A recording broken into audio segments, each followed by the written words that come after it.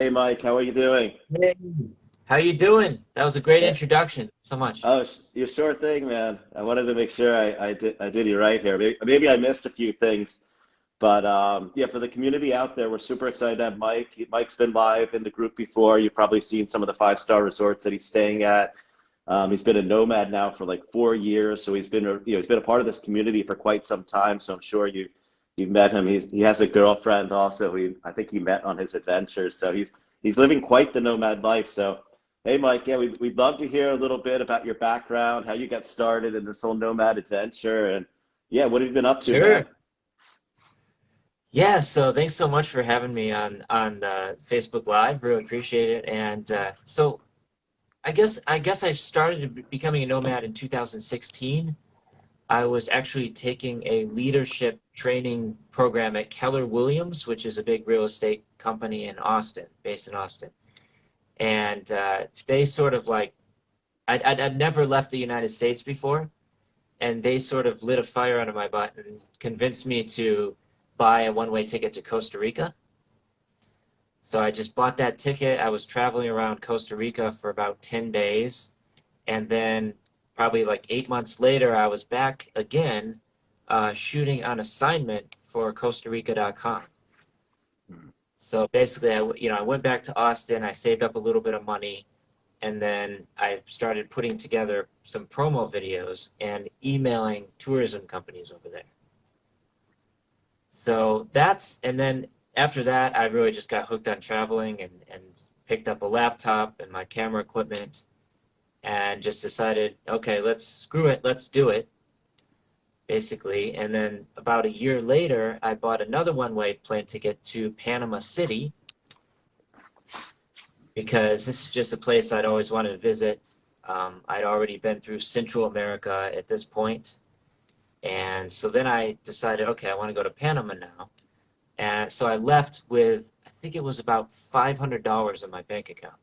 That's it. That's all the money I had. And I didn't really know how I was going to make it this a sustainable. How was I going to find clients? How was I going to pay my way to travel all through South America? But I just figured I'd make it work. Wow, it's crazy, So man. So how did that work exactly? Like what was the it journey was like? Maybe give us a it was little. We don't need the stressful. whole thing, but give us the Sure. highlights. I mean, it was stressful in the beginning, right? But my landlord from Austin, he sent me a message and he said, "Hey, you could probably make money with the make some extra income doing the Airbnb referral program." So I looked into it a little bit more and I thought, "Oh, this probably isn't going to work." Um, but I just decided to do it anyway, and I started basically blasting out emails to everyone in my contact list and then convincing them to sign up to become a host on Airbnb, and then I would get paid a commission every time. So essentially, I didn't have any clients to speak of. I was just getting new hosts to sign up, and that was paying my way. So while I was traveling through South America for about a year, all the way to southern Chile. Wow, that's amazing, man. Passive income. It's That's great. How long have it? a So I was looking at, you spent about 10 months traveling, is that right? Or how long was 10 that months. trip for? Yeah, that was so. I did get. I was in Peru for about 3 months, and that's a long story that I won't go into. Essentially, I didn't get my passport stamp when I went from Ecuador to Peru, so I got stuck in Peru for about 3 months, which is Hmm. fine. It's a beautiful country. But yeah, it took me about 10 months to get all the way down to Torres del Paine. And of course, I'm a photographer, travel photographer, so that's the place I've always wanted to go. Absolutely beautiful. So it took me 10 months, and then I got reached my destination, and then I went into Argentina and lived with my then girlfriend for about 6 months, and then flew back to Austin. And then once I was back in Austin, I was there for a few months, went to Bali. I bought a ticket to Bali, and then flew to Thailand, and then that's right around the time the pandemic happened. So I've just decided to stay here the whole time. Okay, so you've been in Thailand the whole pandemic, and Koh Samui or in different places around Many Thailand? places. I've been all over Thailand. I went on a motorbike tour. It's about 3,000 kilometers all over Thailand. I was living in Chiang Mai for about a month. That's a very popular spot for digital nomads. But I decided to come to Koh Samui because for a few months, it's very polluted there. A lot of people just pack up and leave, come to the islands. So that's what I decided to do. So I've been Okay, in Koh cool. Samui just over a month. Awesome, man. Yeah, I've seen some of your videos. I think you went live on our channel. So yeah, tell me about the journey in Thailand and Koh Samui. I said Koh Samui, maybe I'm saying it wrong, but No, that's right. regardless. Yeah. Okay, yeah, I think yeah. So you've been hanging out in these five-star resorts, shooting videos and photography. I'm a bit jealous here in Portugal as I've been watching your Yeah. adventures, and so that was one of the reasons I had to invite you on the show because I was after watching all these Awesome. videos, I had to meet the man behind the all this content. Yeah, I know you've been wanting to do an interview with me for a few months now, so I'm glad we finally made it happen. Um, but this is what I'm staying at right now. It's actually traditional, like Balinese style here in Thailand. So this is called the Tango Lux Villas. So this is just one. I think it's normally about 5,000 baht per night, which is roughly $150. Hmm. But I've been able to stay at these places for free.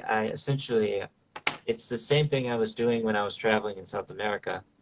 I have a script, like an email script, and I get a list of all the emails to, like, either the manager, get in touch with the manager, and then essentially arrange the free accommodation in exchange for different things, like photography, YouTube, posts on the Facebook group, these types of things.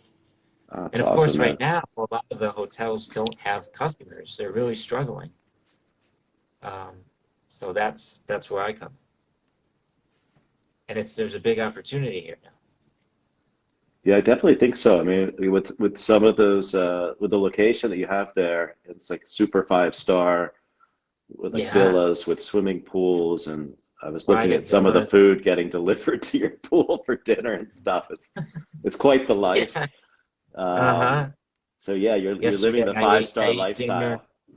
Yeah, no, it's great. Yesterday I ate dinner, watched the sunset. There's this Buddha statue, which is pretty iconic in Koh Samui, so you can just look out during sunset, and the planes fly right in. The airport's very close, so you can watch the planes fly in. Um, That's but awesome, man. right So now, yeah, yeah, how does it work with the photography and the photography is your main business, right? So you're a that's traveling photographer, you shoot the yep. photos, you sell them online through your website and through third-party sites, or Well, what's the business model? yeah, good question. That is the goal. I mean, I just launched this website about a month ago, and I have been promoting it. Like, if I make a lot of posts in this one Facebook group for the islands here, and they get a lot of engagement. So I'll sometimes just put a link to my website there. So I'm getting a lot of traffic to the website, but no sales for whatever reason. So I'm not entirely sure, but it's only been live for 1 month so far. Okay, cool. Uh, Yeah, but these it's these these new like I guess you can tokenize your artwork these days. I'm probably going to butcher the name of it, but it's like really NFTs, or I'm probably I'll send it to you afterwards. But yeah, one of my buddies been doing this. He's based awesome. out in LA. He calls himself the most famous artist. So if you look him up on the internet, he's there with Picasso and the rest of them. But he said Whoa. within like 3 days, he said he What? made like $200,000 through these tokenized assets he's been selling online. So I think that may be something for Jeez. you to look into, Mike. Yeah, for I sure. just don't Is know it enough Bitcoin? about it because it's all pretty new. No, no, it's not Bitcoin, but actually where you can. It's interesting because artists, like if you have a piece of artwork and you sell it, and then someone else sells it, well, you only make money on it the first time. But with this Sure. technology, you can encode your name in it. You can sell like a digital version of the asset. And then anytime the Oh, asset's sold yeah, going definitely. forward, you make commissions on future Oh, sales as that'd be well. great. So it's Yeah, that, like, I've been looking for something like that actually. I think it's called Something different. NFTs. I'm probably totally butchering this whole thing, but I'll Uh-huh. do a little bit of research for you after the interview. So Great. yeah, we're here just for if everyone who just joined us. If you guys have any questions, if you have any comments, definitely let us know. Mike will answer them after the show, or we can answer them now if you'd like. We've had some people that have joined us. So yeah, Mike Holp, you can check out his website, thailandshots.com, holpphotography.com, and then also his Facebook group is Digital Nomad Ventures, and YouTube channel, Digital Nomad Ventures. That's where he does a lot of the promotion of the five-star resorts that he's A lot hanging of out times at. I'll, you've Huh? probably noticed a lot of times I'll just make my, take a picture of my laptop in front of a beautiful I landscape, see that. Yeah. sunset, or put it in different places and show to inspire people to not just work from home, right? I mean, there's a lot of people in San Francisco working from their small studio apartment, and they wish they could be in Thailand. But it's tough right now because you got to quarantine for 2 weeks to come to the islands. So I want to inspire them to come here once this whole thing is over. Yeah, definitely. Like one of my really good friends from the States, he was over in Singapore for a bit, and then he just recently moved to Phuket. Yeah, he really Ah, yeah. loves it. It's like, yeah, he's like in heaven in Phuket, and Yeah, he I was loves the actually warm there for weather. two. Yeah, it's great. I was there for 2 months. I had a job at a startup, which unfortunately I lost my job because they couldn't give me the work permit. Um, but right now, it's almost all the touristy areas are dead. They're just ghost towns, which is unfortunate. It's still beautiful. I mean, it's a beautiful place. Have Yeah, the whole all definitely. the beaches to yourself. Wow, awesome, man. So yeah, Hmm. tell us the business model. So just being an entrepreneur myself, I'm always curious how nomads make their money. So you've got the photography, you've got digital nomad ventures. Like, what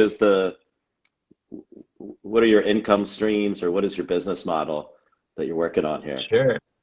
So I gotta say it's not easy, um, because I do have a few clients that I found through LinkedIn, and those are just remote clients. They're back in the US.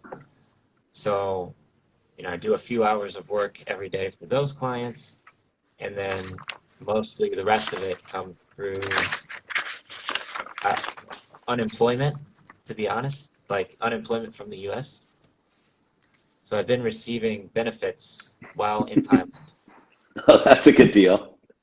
Yeah, That's our I figure biggest, I might as everyone, well. that's our biggest hack of the day. So if you're from the US, although we do have to pay US taxes, you can also benefit from the Yeah, unemployment. maybe I shouldn't say that in public, but you know, It's a private for community, a so it while should be there, okay.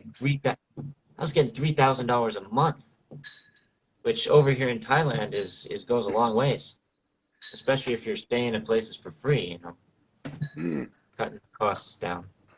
You've really figured it out, man. That's awesome. Hmm. Let's see here. So yeah, I think I was looking. I've been to South by Southwest. I went there back in like Yeah. 2011, 2012. But I was noticing you were a volunteer photographer at South by Southwest. How was that? That show's pretty crazy, right? You have a Yeah, good it's pretty time. crazy. I mean, as of course, recently they canceled the whole thing, so who knows if it's gonna. Hopefully, it will come back again. Um, but yeah, I mean, I've seen that Hugh Forrest is the organizer. He's the one who started the event many years ago, and it's great. I mean, you get to go to all sorts of panels, see keynote speakers. Um, Hundreds and hundreds of bands come in and takes over Sixth Street. So it's pretty crazy. It's wild. Cool, man. But for Yeah, I about had a two great weeks, time there. I couldn't Everyone's a VIP at South by Southwest. I realized. Like you try and go to the Mm-hmm. parties and you get your VIP pass, but everyone has the VIP pass. Um, yeah, I It's guess great what for it was. networking and meeting people, that's for sure. Yeah, it's really good. Yeah, if you want to kind of, I think when I was down there, Uber was first getting started, and they were launching Uber at Oh, the really? event. And I think that was like the first time I ever used Uber. It was back. It was like 2011, almost 2010 or 2011. Uh-huh. But yeah, as we're kind of going through stuff here, yeah, I just wanted to get any sort of like tips or tricks or any sort of like maybe would be interested in this since you've been a nomad for a while is maybe just share with us your vision for this nomadic industry. Like where are things heading? You're Oh. in Thailand at the moment, shooting Hmm. photography and helping other nomads. Like what does this movement Yeah. look like? If we're looking out another 5 to 10 years. Well, gosh, that's a good question. I mean, I think most of the digital nomads have already returned home, right? They've gone back to their country. But I just decided to stay here rather than go back to the US, which I think was a smart decision in a lot of ways. Um, but yeah, I think Chiang Mai in particular is a very popular spot for nomads. Um, so who knows? I mean, who knows when this pandemic's gonna be over and then we can start traveling freely again. Um, but it's looking like now they're probably gonna require the vaccine, right? For travel between countries, perhaps. But I think it's great what you're doing at the at Startup Madeira. Are you involved with that project? Yeah, yeah, we have like we're kind of tagging along a bit with there's a guy Mhm. Gonzalo Hall who's based here Yeah. in Portugal, and he runs remote Portugal and he runs remote Europe. So he's the one who's coordinated this effort in Madeira, and we're helping out on a technology perspective. And I'm actually flying out on Wednesday. I'm only going to be there for the week because I'm going to just be meeting with all the accommodation providers. But Sure. it's my first time out there, so I just want to check it out, do some hiking, Yeah, maybe take some that's great. photos. Not as good as your photos, but I'll be taking some photos. And I think I'm going to bring my wetsuit, so maybe try a little surfing while we're there Honestly, as well. the camera, if you have an iPhone 11, the camera on the new iPhones is probably better than what I'm using. I have a Okay, well Sony that's A7. good news. Yeah. Nice, man. Well, listen, Editing I just makes a wanted big to difference, catch up with you today. but yeah. You were kind of narrowing down on the end of the interview here. I just wanted to see, is there anything you'd like to say or leave with the audience here before we bring it Yeah, I to a will say close? that I think this pandemic, right, has woken us up to the new world of work, right? So once this is kind of behind us, there's the digital nomad movement is just going to gain more and more momentum because people are going to see like, okay, I could be working from this small studio apartment, paying thousands of dollars of rent in San Francisco, or I could go to Thailand and work on a beautiful beach and live in a bungalow or something. It just so I think it's just gonna keep getting more and more momentum. This could Yeah, be a definitely. blessing in disguise in certain ways. Yeah, I think it'll be really cool. I think especially for the younger people, they don't have kids Absolutely. and they have the Sure. flexibility. It's like a phenomenal way. Yeah. It's like what the hippies did like 50 years ago, but with technology. Yeah, We're modern great. day hippies. Uh-huh. But yeah, it's been awesome catching up with you, Mike. Yeah, Yeah, I'm really excited about absolutely. everything you're doing. And yeah, for all those who are with us here on the show, definitely check out Mike at thailandshots.com, holpphotography.com, Digital Nomad Ventures is his Facebook group and YouTube channel. And you'll probably see more of Mike on here because he's shooting some awesome 5-star videos. If you're looking for places to stay and you're thinking about going to Thailand, definitely connect with Mike because he's got all the inside connections at these awesome places to stay. Plus, Absolutely. he's traveled the world and he's very good at traveling on a budget.